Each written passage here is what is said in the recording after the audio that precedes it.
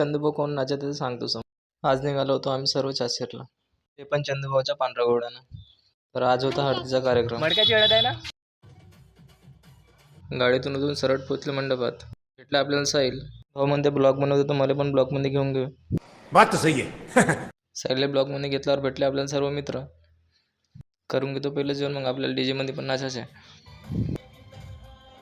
हा नवरा बायकोच्या मस्त आहे. पोरग इकडे पाणी पाणी म्हणते, पण याच्यावाला प्रेम कधी कमी होतच नाही. पोराला एकटं सोडून दिलं जेवण करायला. पोरग जेवत बसते आपल्या हातानं. पहिले चंदूभाऊला जेवण चारून देतो म्हणतात वहिनी. झालं जेवण पहा मग आता चंदूभाऊचा डान्स.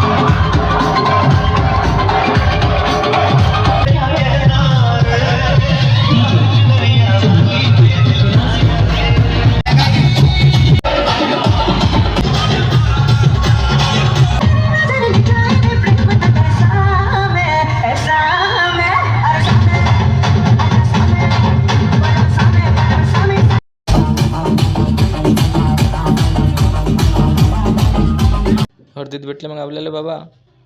वेळ आता लावू नको, मागे पुढे पाहू नको, दुसरीकडे जाऊ नको, सरळ घरी निघलो होतं मग घरी जायला. बाबा घरी जा मग लागत होती मडक्याला हळद. मडक्याची हळद लावून छान निघतो मग घरी. घरी निघायची गोष्ट केली त्याची गाडी चालवतो म्हणत. मग आलो आम्ही चंदूभाऊच्या पांढऱ्या घोड्याकडे निघतो घरी. भेटूया पुढच्या ब्लॉक मध्ये.